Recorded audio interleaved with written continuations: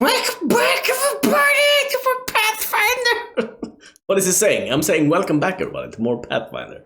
Today, it's finally time to level up the mythic levels. We've been waiting for this for, I don't know, 14, 15 episodes. I don't know what episode this is. I think it's 15, something like that.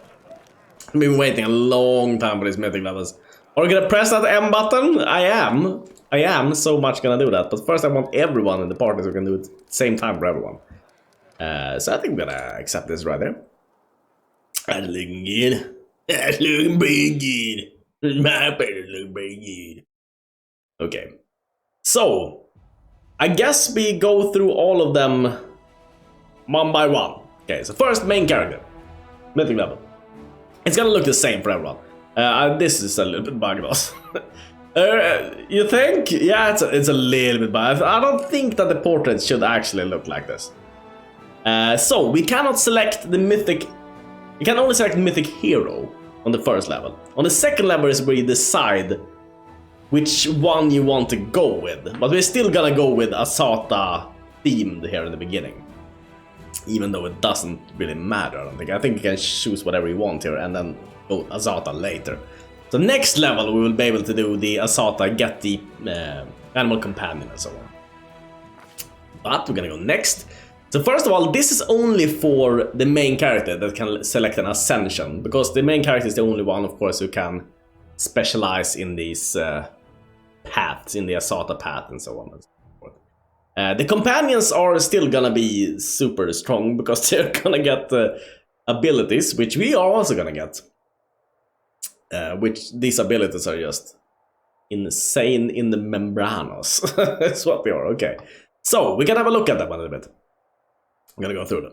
So first is a bit of fun. I guess this, if you want to go with the trickery path, then you draw your powers from chaos and you gain the ability to unleash 3 illusionary copies of yourself. Those copies last for 1 minute per mythic rank and act like mirror image spells, protecting the character from attacks. Those characters can be used and use this ability 3 times per day. In the second mythic ranks, they become more creative, gaining 3+ circumstance bonus to all skill checks. Or fine, but not like amazing or anything. I don't think any of these are like super overpowered compared to the abilities that we're gonna get to. Like the Ascension thing, this is just whatever, I feel like.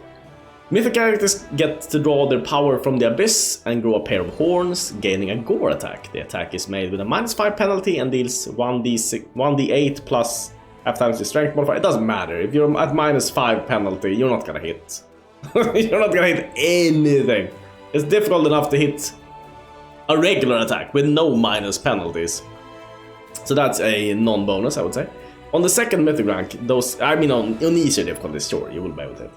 On the second mythic rank, those characters become closer to demons, gaining resist electricity 20 and immunity to poison. That's kind of nice. Immune to poison and resist electricity. Could definitely see that being useful. The mythic characters, if you're close to heavens, they draw their power from good and they gain the ability to unleash a ray of heavenly light targeting an ally or foe within 50 feet. That's kind of a long range. That's longer than the rack ability that we use. The ranged rack ability on the Kinetics is 30, so this is 50. This is really long. It's like the entire screen. The ray heals allies for 4d6 plus 2d6 per mythic rank. Points of damage or deals the same amount of damage to enemies. That's a really good ability, I gotta say. Those characters can use this ability 3 times per day plus 1 extra ability for each mythic rank. So this seems to be one of the strongest abilities that we can get from this. And on second mythic rank, you become closer to angels, get resist, acid 20, cold 20, and immunity to petrification. All these are nice, I would say. I think the close heavens is really good. Dance Macabre. And mythic characters that draw their power from death and can channel negative energy to deal damage to living creatures or heal undead creatures. Channeling energy causes a burst that either heals all undead creatures or damages all living creatures in a 30-foot radius. That's very big on the mythic characters. The amount of damage dealt or healed is equal to 2d6 plus 1d6 per mythic rank, and I think we're gonna get 4 or 5 mythic ranks in total. So it's a decent amount, but it's about the same as you would get from a cleric channel, I think. Creatures that take damage from channeled energy receive a will save to halve the damage. The DC of this save is equal to 10 plus your mythic rank plus the character's charisma, wisdom, or intelligence modifier, whichever is higher. which is healed by channel energy cannot exceed their maximum hit point total. All excess healing is lost. Character may channel energy number of times equal to 3 plus mythic rank. This is a standard action and does not provoke an attack opportunity. So essentially you get a negative channel from the cleric. On the second mythic rank, those creatures gain an ever greater mastery of negative energy. Their insight into the flows of negative energy also gives them an advantage in combat against enemies that have an affinity to negative energy, such as the undead or the Nabashu demons. Those characters become immune to negative levels and gain +4 bonus. Oh, immune to negative levels. That's pretty nice. +4 bonus on saving throw against death effect. They gain +2 bonus on AC, saving throws and weapon attacks, and damage rolls against creatures with negative energy affinity. The DC of their class abilities. But this seems to be the thing to go for if you have a party. I think that it's definitely a viable strategy to make your entire party undead, because you can do that now on your animal companions. You couldn't do that before. So it was very difficult to make a party like that work, but now I think it definitely works. Have a party where everyone is undead and everyone gets healed by negative energy and everyone's just throwing out negative energy all the time. In the beginning portion of the game, you're not going to deal much damage with that strategy. I don't think particularly, because everything is like healed by negative energy anyways. But later on it might work. Force reality. Mythic characters draw the power from law and gain an ability to force reality upon the enemies around. Every enemy in 30-foot radius around the mythic character is target of a greater dispel effect. Let's see here. Every enemy in 30-foot radius around the mythic character is a target of a greater dispel effect, affecting only abilities of illusion school. Every enemy in 30-foot radius around the mythic character is a target of greater dispel effect, affecting abilities of illusion. So I guess you have like a bubble around it. I don't know what this works, but I'm guessing from the wording here that everything from the illusion school, if they're within 30 feet radius of you, it will that spell effect will disappear. Usually those illusionary spells were cast by me, at least in the last game, because I mean late game it's kind of decent to cast a lot of summons. I think those are illusion school, not 100% sure. Oh no, maybe there's a conjuration. Oh, so summons work, okay. Okay. On the second mythic rank, the mythic character gains the ability to fix hindering abnormalities in his allies. One ally in close range is targeted to greater the spell effect, all negative effects. Or maybe it's something you have to activate, I'm guessing from this. Greater dispel. There's not that much in the last game, at least. There were not that much that it can dispel. I thought there was gonna be in the last game, but there was like every negative effect that you get on you is usually, there's like 3 things you get on you. You get ability damage, which can do lesser restoration. You get negative levels, where you need restoration. And then you get diseases, where you have to use cure disease, or you cure poison. There's very rarely that you get an effect that you actually need to use a dispel spell to get rid of. I can't remember any from the last game. So niche, I would say, this thing, niche. But there might be, just because this exists in the game, they might have put in more of those spells so that you can actually have a use for this. I don't know. Last one is the one we're gonna go with, because it, it's a SATA theme. I might in my next playthrough, now that I know about Mythic Path, I didn't know that in character creation. I think we can create much stronger characters if we think about the Mythic Path from the actual beginning and work that into our character creation process. I think we can create some very, very overpowered characters, is what I think. Anywho, mythic characters that draw their power from freedom gain the ability to unleash a bolt of energy from Elysium itself, targeting an ally or foe within 50 feet as a ranged touch attack. I think if you're targeting an ally with a ranged touch attack, it will always hit. Pretty sure. This bolt deals 4d6 plus 2d6 per mythic rank points of damage to enemies. If used on allies, the bolt instead charges their weapon for 2 plus mythic rank rounds. Weapons charge with it deal an additional 2d6 points of holy damage on hit and counts as good for purpose of bypassing damage reduction. I hope this works on the spell ones, because if it does, It's really good. I mean, they have 5 freaking attacks. If you get 2d6 extra damage on all those 5 attacks, it's gonna be an insane amount of damage. On the second mythic rank, those characters become closer to the Azadans that live in Elysium, gaining resist electricity 20, very nice. Plus 4 bonus on the saving throws against mind-affecting effects. Okay. So that's pretty decent. I think you can gain immunity with the mythic ranks. I'm pretty sure you can gain immunity to all the elements if you want to. If you want to set this up right, just like if you think through your character, you can make it so that you are... I think you need 2 or 3 mythic ranks to be able to do it. But then you can probably be immune to all the elements if you really want to. I don't know if that's really that important though. In the last game, the only element that was really good to be immune to was fire. Second, probably electricity was also really good. But yeah. Gonna go Instrument of Freedom. Oh, shall I go through all of these? There's a lot of mythic abilities. I probably should go through them and talk a little bit about all of them. All of these are very good, of course. There's there's some of these which are borderline brokenly good, and there's some which are just good. And we're gonna talk about all of them, so let's go with the first one. Abundant Casting. You have learned a way to increase the number of spells you can cast per day. You can cast 4 more spells per day of 1st, 2nd, and 3rd level each. It's kind of nice to get 4 extra spells of 3rd level. And also, if we look at this Abundant Casting, it also continues, so we can go Greater Abundant Caster. Wait, there's one more. Improved Abundant Casting, we can go for first, where we get 4 more on 4, 5th, and 6th, and Greater later on. So yeah, that seems very very good.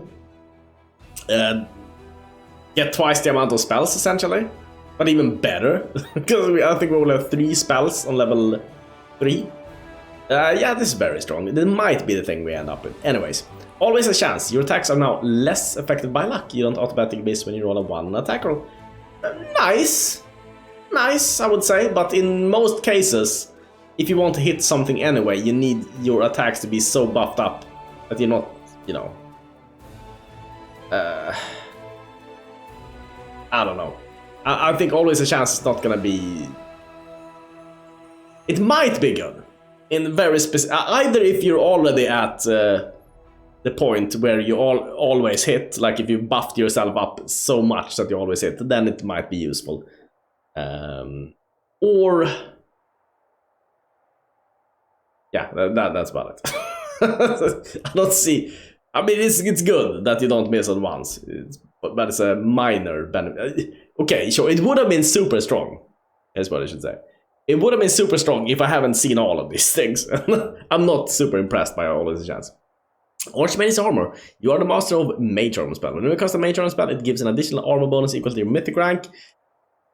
Plus 4 extra armor on yourself. It's only when you cast it on yourself. That's the problem. If this was when you cast it on other people, it would have been really strong. But if it's just only yourself, no, doesn't matter too much. Ascendant Element. Choose one energy type, acid, cold, electricity, fire, sonic, or negative. Damage of the type that you deal can no longer be prevented or reduced by resistances or immunities. And this is very good. So I need to tell you that this is very good. Very good. The only reason I'm not considering taking this on this character is because there's so many other good things. Okay.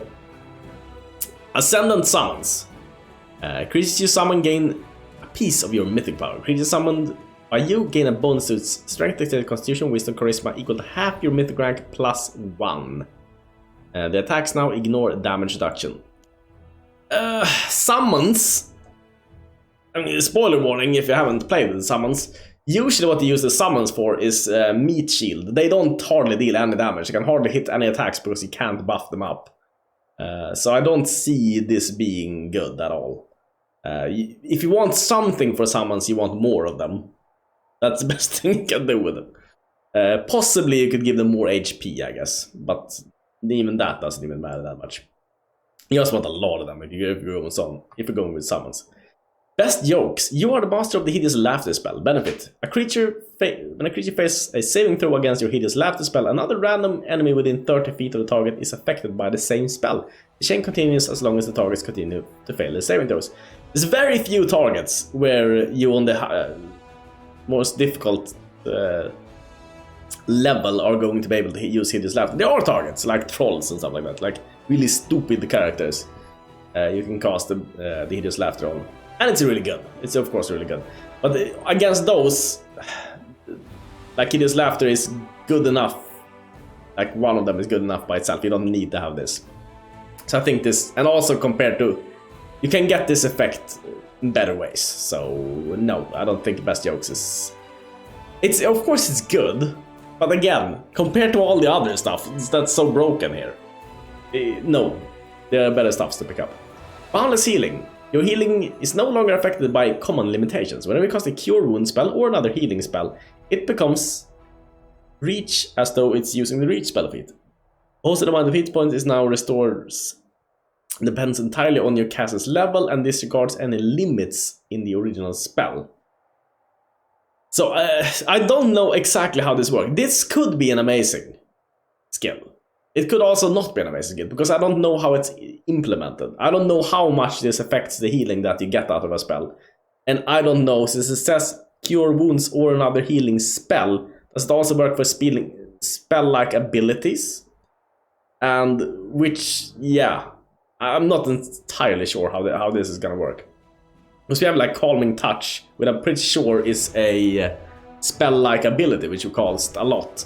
If it would buff up that and make it like close range instead of touch range, that would be really good.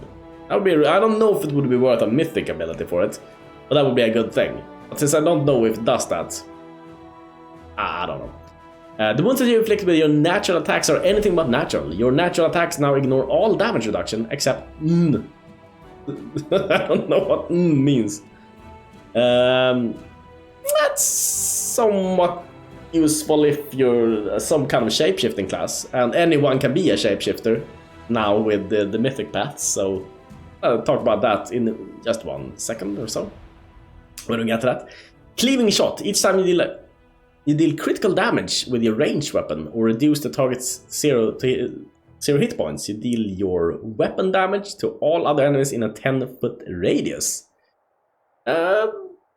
Decent. Critical damage is gonna be 2 in 20 to deal critical damage and reduce someone to 0 hit points. But the thing is, we can't hit with ranged attacks yet. We can hit with ranged attacks when we get to level 8 and we get the Guarded Hearth or whatever it's called. When we get that spell and we get enough bonus on our attacks. But so far we haven't been able to hit hardly any attacks, any ranged attacks. Like, I don't know, we've hit less than 1% of ranged attacks so far. So I don't know. It's not gonna happen often. But late game, I think this could definitely work. And also, I think there's a way of increasing the critical range for your bows. So you could probably make this into a good skill, I think. Then we have Dimensional Retribution. You leave a mystical link with enemy spellcasters that lets you instantly move to them. Every time you are targeted by an enemy spell, you gain the ability to teleport the spellcaster as a move action for the next 2 rounds. This seems like a cool thing to do. Put on your melee characters, and whenever they get targeted by a mage, you teleport to that mage. But we're gonna see there's a better way of dealing with those mages. You don't need to pick up this right here. There's one thing which makes this obsolete, because it's just a better choice than this. Distracting shots. Your ranged weapon attacks are dangerous enough for the enemy to forget about melee threats. If you hit an enemy with a ranged weapon, they receive a penalty to their armor class against melee attacks equal to half your mythic rank for 1 round.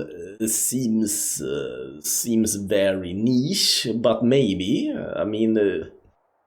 Late game, maybe. And you have only archers, maybe. It's only 1 round, so nah. When your mythic rank is gonna be like 4, so they get -4 to their AC for 1 round. There's easier ways of reducing your enemy's AC than using this, I feel like. But I don't know. Domain Zealot. You move close to your deity and the power that it has over its divine domains. You can use the abilities of your domains as a swift action. This is borderline overpowered. This is probably overpowered, I think.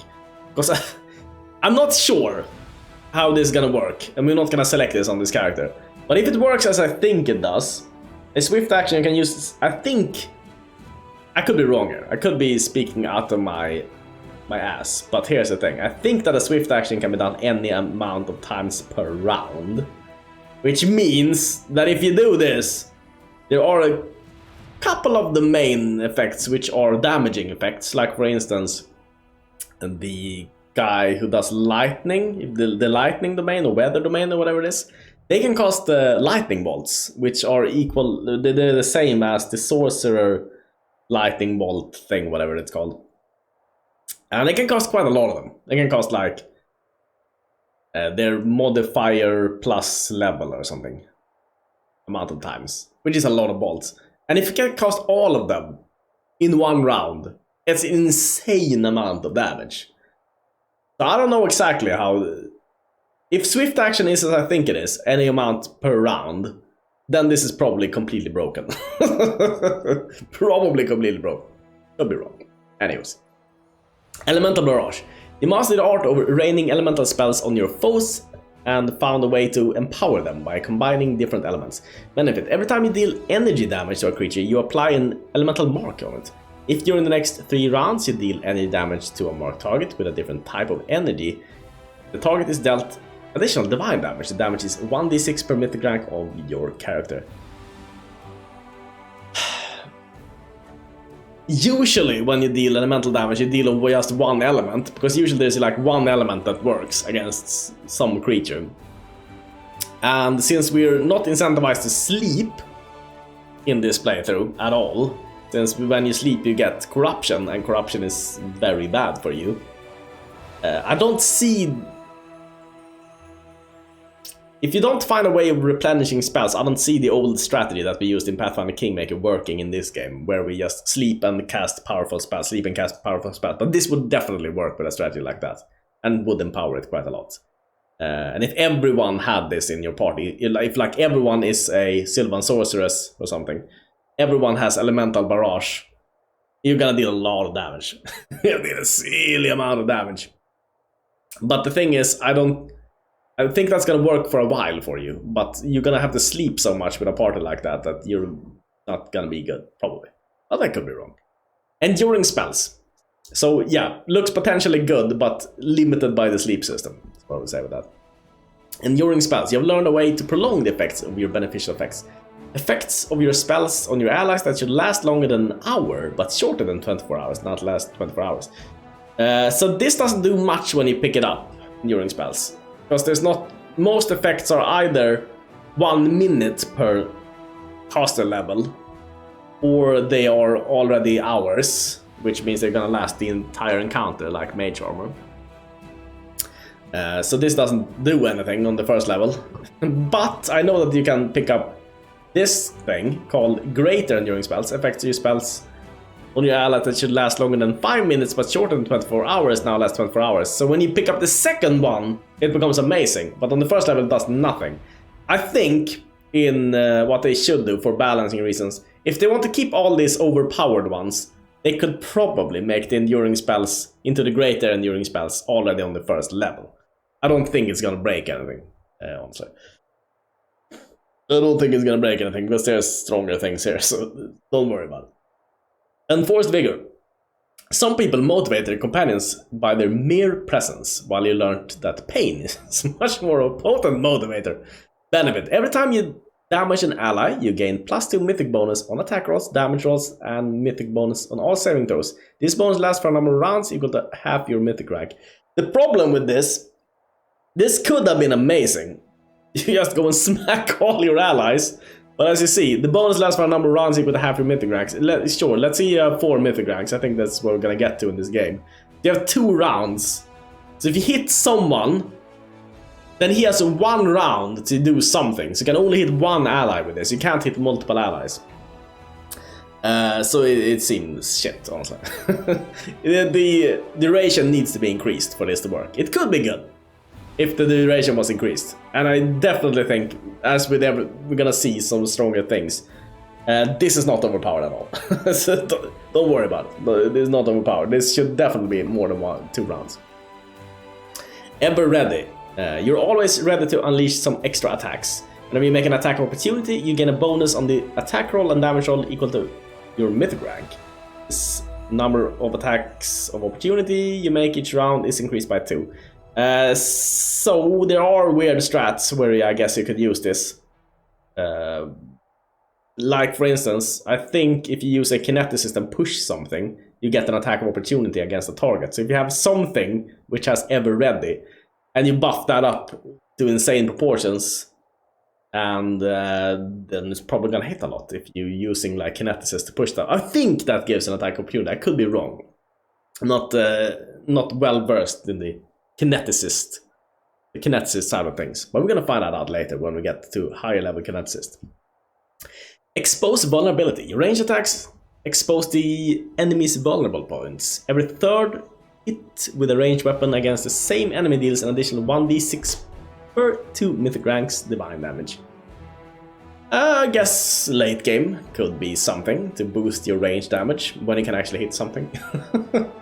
But on the hardest difficulty, you won't be able to hit with range attacks until late game, when you get enough buffs on you. Or late game, mid game I should say. Level 7. Level 7 you can start hitting things. Full reservoir. You learn to fill your arcane reservoir to the maximum. You no longer gain only 3 plus half your arcane. Oh yeah. On top of all these things which you can select on any class, there are also specific mythic abilities which only can be selected on a few. Only if you have that class is what I'm trying to say.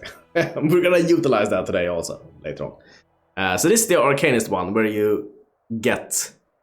Instead you get 3 plus Arcanist level points, so you get a little bit more Arcane Reservoir points. It's whatever. Since you can eat up spells to get back your Arcane Reservoir anyways, I don't see this being useful. I mean... No. No, since you can just eat up your spells, no, I don't see any use. Inspirational leader. You are a beacon of hope for your comrades and they perform better near you. Your allies within 50 feet gain a bonus to equal to half your mythic rank, +1 to their initiative, their saving throws against mind effects, and their concentration checks. I would love if this was something better than those things. Initiative hardly matters at all. Matters a little bit, but very little. Saving throw against mind affecting, sure, but you can make them, as you're gonna see soon, you can make them completely immune to mind affecting spells by just picking up a mythic, what are these called? Mythic ability, anyways. So you don't need this. So yeah, this should probably be buffed to give something. I think it could give bonus to half your mythic rank to all saving throws, like to your will save, to reflex, fortitude. That would not be overpowered, I'll say. Again, like we're gonna get 4 levels, you're gonna get +2 on your saving throws, on your fortitude, will, and reflex. Even that would not be overpowered at all. So yeah, this is probably one of the worst ones. Last stand. Your mission is too important to fall in battle, and your mythic powers let you endure unbelievable things. Once per day, when your HP drops low, you become unkillable. For 2 rounds, you become immune to damage that would make you unconscious. Maybe this could be useful. I think the Barbarian already has something like this, but I think it's for like 1 round or something. Could maybe be useful for some kind of strat. I don't really see why you would want to go down that low. In what party setup would you want your characters to die to utilize this? Might be some. I don't know. Leading strike. Your strikes make cracks in the enemy's existence, leaving weak points for your allies to strike. Every time you hit a target in melee combat, you leave a mark on it. An ally attacking the marked target deals an additional divine damage equal to 1d6 per mythic rank to the target, consuming the mark. I didn't remember when I read this last time. Okay, so you mark something and then you deal 1d6 per mythic rank to the target. If this is a swift action, I don't know, let's see, when we hit a target in Malcolm, you leave a mark on it. Ah! Okay, so if you have some kind of melee character, this could be decently good. It's gonna boost your damage with quite a lot. How did I mark target this? Yeah. I think this could be good, honestly, for a melee character. We're not doing melee characters in our party, but Leading Strike doesn't seem bad. At all. I mean, there are stronger things here than Leading Strike, but doesn't seem bad. Let's see here. Your rage knows limit, neither limit nor bounds. You no longer have a limit amount of rage rounds per day. Instead, whenever you enter rage, you get a temporary hit points for every 2 rounds of rage. You will be limited to without this ability. Or barbarians, I guess. I don't know why we have access to this. We should not have access to this. Because we can't use the rage ability on these characters. So I think that's a bug, probably. This should only be available to barbarians and people who can rage. Magic nullification, this seems to be, if this works as I think it is probably one of the best ones. It's insane. Benefit, activating this ability grants you magic immunity and dispels any effects from you. I've already tried this out and it seems to be absolutely overpowered. Okay, so it's a toggleable ability on your character. Sure, you can't buff the character because you're immune to magic, but you can just turn it off and turn it on whenever you're in danger of someone throwing spells at you. You can instantly turn it on and you're immune to magic. Immune to magic? What? What? If you have a decent armor class and you have magic nullification and you're standing away, the only thing that's gonna be able to hit you is arrows. And if you have a decent armor class, they're never gonna hit you with arrows. And if you have magic nullification, they can't hit you with spells. So it seems to me like your opponents are gonna be irrelevant with magic nullification. There might be something I'm not thinking about with magic nullification. Like for instance, it won't work if your opponent summons things. I'm pretty sure. It won't negate that. I mean, I'm 100% sure it won't work against that. I'm also not sure if magic immunity, if it means magic immunity to the effects on the character, or if it also means to the spells. As for instance, if someone casts a fireball, are you gonna be immune to the fireball? I don't know. If you're immune to the fireball also, then this is completely overpoweredly bonkers. Which I think it is. I think that's what it says here, but you have to see in the implementation how it actually works. This seems really good. Master Shapeshifter. You have learned to use any shapes to the utmost. Whenever you become the target of a polymorph effect, all the physical ability scores adjustments are modified by +4. Additionally, if you have the wild shape ability, you can use it a number of times per day. So this is super bonkersly good also. Late game, usually, what I remember from last game at least, you want everyone to be polymorphed into some stronger form. I mean, you don't have to do it on your spellcasters, I guess, because usually those are gonna just casting spells. So the only thing you get from polymorph is maybe more durability. But for anything that's gonna be in melee, you want it to be polymorphed all the time, because you get better abilities, better AC, you get better on everything if you polymorph your characters. So if you can add this on top of the insanely good bonuses, like from turning into a dragon, I think you get, I don't remember, +8 strength or something, +4 dexterity, whatever. You get a really good bonus. And if you also get +4 on all your on constitution, dexterity, and strength in that form, that seems insanely strong. And this also couples very good with another thing which we're going to talk about later, when we get to the actual picking of stuffs. How long have I been recording now? 33 minutes. It's gonna be a while. Okay. Before we're done with this. Mythic Charge. Your charge attacks deal an additional divine damage equal to 1d6 per mythic rank. Maybe you can make a charge thing work, but I doubt it. Maybe, but I doubt it. Oh, you seem so positive, Chris, I know.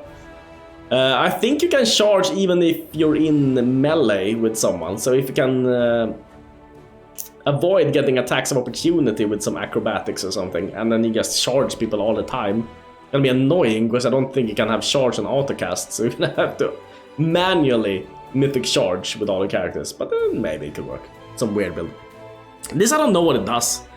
You learned to utilize the real power of the shadows. Your shadow spells are 20% more real. What does this do? I have no idea. Maybe it's good. Ranging shots. Every time you miss an enemy with a ranged weapon attack, your aim improves, giving you a stacking +1 bonus on attack against the same enemy up to the maximum of your mythic rank. Every successful hit lessens this bonus by 1. I mean, probably maybe this will make you able to hit something at some point. With your range attacks on the hardest difficulty, that's good. But against all these ranged attacks are problematic. I think that the ranged attacks probably need to be... Like, what you want on the mythic ability is something like this, which gives you a... makes it easier to hit with your ranged attack, because that's a problem for the ranged attackers until they're level 7 and you can start buffing them up properly. So I think this is on the right track, but I think the bonus is too small. Like, on the first level you're gonna get 1 +1, because you have mythic rank 1. You get a 1 bonus. That's not gonna do much. That's not gonna change much. Rupture restraints. You create a surge of mythic powers that frees you from all magical restraints. Benefit: 3 times per day you can use this ability as a free action. Automatically dispels the effect of frightened, dazed, sickened, shaken, staggered, nauseated, stunned, paralyzed, or confused.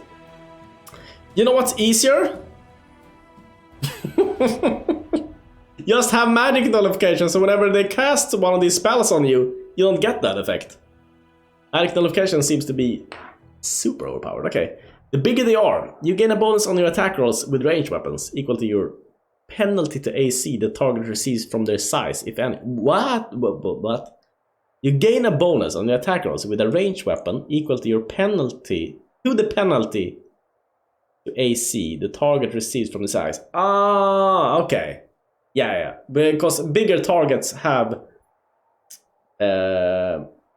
negative dexterity from being big. Like if you cast, not reduce person, the spell will make you bigger.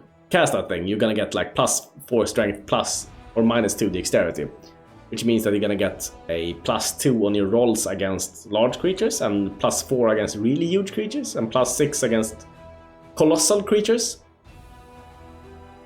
There's a lot of colossal creatures in this game. Which actually were in the last game. They were like really huge dudes in the last game, at the end of the game at least. This might be something to pick up on your ranger in the ultra late game. Maybe. Unstoppable. Your inner fortitude is so strong that it lets you overcome most deliberating conditions. Benefit: anytime you would become paralyzed, you become staggered. If you become nauseated, you become sickened, and you become shaken instead of frightened. Again, this doesn't seem that good if you can just pick up magic nullification and just ignore all these things altogether. I guess this doesn't make it work against spell-like abilities. That's the only problem with magic nullification. It gets you magic immunity, but I don't think it grants you immunity to spell-like abilities. If it also grants you immunity to spell-like abilities, then magic nullification is completely and utterly busted. And then so I had to pause there for one moment, but we've already gone through all the mythic abilities, the common mythic abilities. But now we're gonna select a very specific mythic ability, which I think is gonna be very popular among people who want to power game. We're playing on the hardest difficulty, because then you're excused to do all these nasty stuffs. So of course, if we want to continue for Divine Hunter and get the Guarded Hearth, it's at level 8. It's probably still the strongest ability in the game, but we're gonna get to that on level 9 here, because we're gonna select a Sorcerer Cross-Blooded. So, since we know with the mythic abilities that we can select a level 20 Bloodline ability with our mythic ability, what we're gonna do is we're gonna go down here, we're gonna select the Serpentine Bloodline. So the Serpentine Bloodline, all these bloodlines usually get immunity to one element, at least one element. Then you get resistance to 1 or 2 elements. And then in some cases they also get a spell. The most notable ones that get spells are the Fey Bloodline and the Serpentine Bloodline. So the Serpentine Bloodline gets the strongest spell of all of them. And it's probably because it's not that popular of a bloodline, it's not that good of a bloodline usually. But it's very good if you can get the level 20 power immediately. So you get immunity to petrification, immunity to poison. I think you get some resistance also, but I can't remember which resistance it is. You get the ability to use Magic Fangs, which deals ability damage on all your melee attacks, which we're not gonna use. But you get the ability to turn into a Spirit Naga, a level 20 Spirit Naga, which is pretty strong. So since you are a level 20 Spirit Naga, you will get access to an ability called, I don't know, Gaze and... Oh, by the way, you can't see. It says Serpentine Bloodline there. Gaze something. So this is a spell-like ability. You can use it any number of times per day. Any number. Usually when you cast a mind-affecting spell, if you fail a mind-affecting spells, the opponent can't be affected by the same ability again. So if you fail it, okay, no, yeah, you can try on another character, but you can't try on that character again. Not the case with this Gaze. You can cast any number of times per day on the same character until you succeed. And not only until you succeed, it's very easy to succeed. Because this is a spell-like ability. I think it... I'm not 100% sure, but I think it ignores spell resistance. Could be wrong with that. Could also take spell resistance into account. But since you're casting it as a level 20 Spirit Naga, you have a DC 20 on your roll, which is very high. Yeah, that's equivalent to being level 20 and casting a spell. Which means that you're almost always, at least on this level, you're like almost always gonna be able to cast it. So you can essentially petrify all the opponents as long as they are possible to be affected by mind-affecting spells. So, things that are not...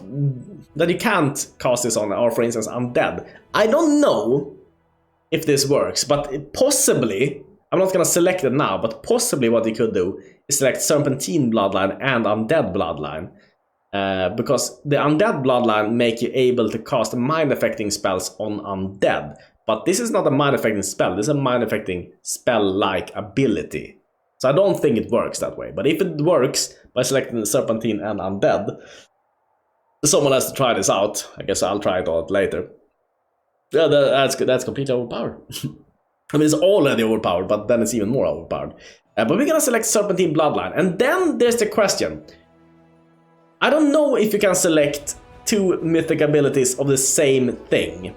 Like, for instance, can you select two level 20 bloodlines? If you can select two level 20 bloodlines, then going with the fire elemental plus Serpentine would be very good. Because then we can get immunity to fire, immunity to critical strikes, immunity to sneak attacks on our character, which is really good. Most of all, I want immunity to fire on all my characters. So don't have to worry about that, because immunity to fire is really good. And last game, everything cost fire spells, so... so I'm thinking about going Elemental Bloodline Fire and Serpentine Bloodline, but we can also go with the Arcane Bloodline, because if we go with the Arcane Bloodline, we get the ability to pick up a Familiar, which is gonna give us a +1 bonus on our AC. But then we can't pick up Elemental Bloodline Fire later on. So what are we gonna select? I think we're gonna guess on it not being possible to do two. Because it seems weird that you would be able to do two. Because then, would you also be able to do two domains if you're... two extra domains if you're a cleric? Like, how many domains can you select? Can you select all of them? Like, depending on how many mythic ranks? I don't know how that works. So I'm gonna go with the Arcane Bloodline. And then, since of course we're crossbow, we're gonna select this later on. So, we're gonna go to Skills. I'm gonna select, let's see, a Perception. Oh, wait, no, we need Lore Religion. Let's go. I go with that. And then we already have a skill focus Lore Religion, so we can't do that again. But what we can do is Boon Companion, because now we're selecting Sorcerer, so we need Boon Companion so that our companion is not going to be lower level because we multi-classing here. So we're going to go Boon Companion. Then I think we're going to go Combat Casting with the extra ability that we get from picking up a 1-level Sorcerer. You get a +4 bonus on concentration checks made to cast a spell or spell-like ability. And we're gonna cast spell-like abilities, so it seems like the right thing to pick up there. And then we're of course gonna go with the Serpentine Bloodline. And we're gonna pick up the Lizard Pet, which gives +1 natural armor bonus and +2 on perception checks. Let's see here. Knowledge, class skill, lore, religion. Additional class skill from the arcane bloodline. Sure. Oh, now it's 16 on lore religion. Oh, thank you. That's amazing. Wait, I'm already selecting Boon Companion, haven't I? Okay, we're here. We're at spells. Okay. We can't cast any spells because we don't have any charisma. But sure, if I could cast a spell, I would like to cast Shield. But I can't. Well, maybe later on, though, we can buff our stats up enough so we can cast it. It could be useful at some point. So yeah. That is it. Now we're gonna go into mythic levels. Yeah, I know this looks horrible.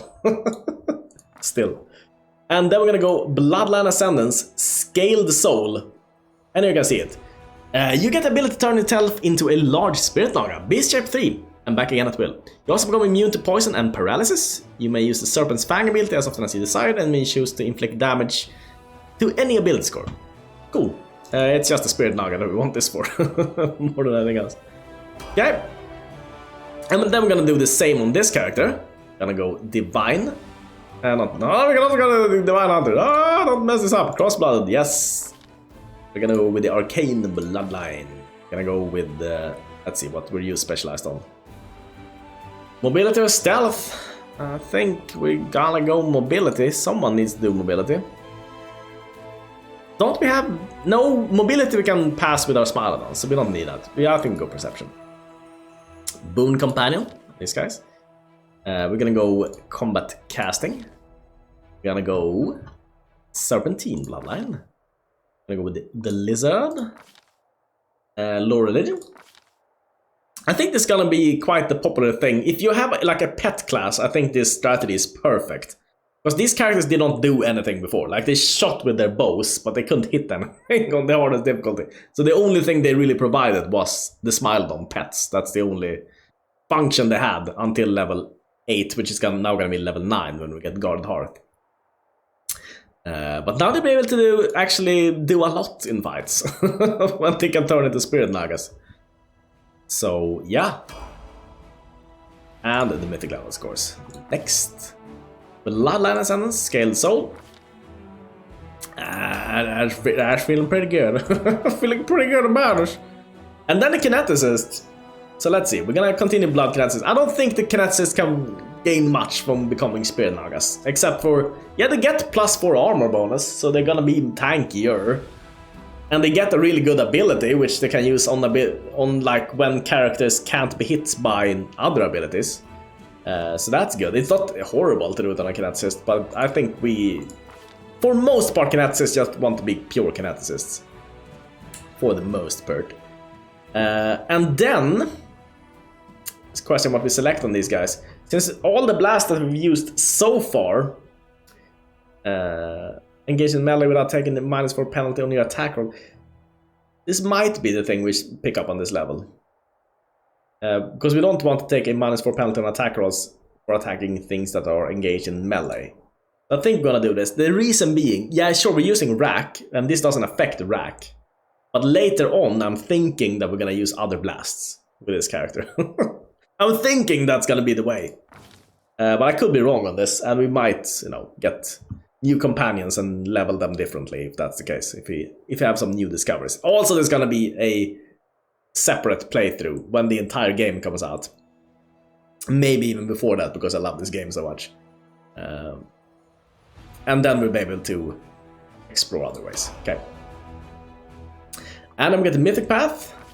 And I think sure, we could go with the specific ones, like over-infused blast, for instance. You can simultaneously apply 2 substance infusions to your kinetic blast. Seems good, but we don't have access to any of them yet. So it's gonna be later levels where we get access to this. Kinetic Overcharge. Gather the ability now reduce the burn cost of kinetic blast by 1 additional point. We're not using that either yet, so at some point, sure, we'll use this when we get some more powerful kinetic abilities, but this level I don't think is gonna do anything.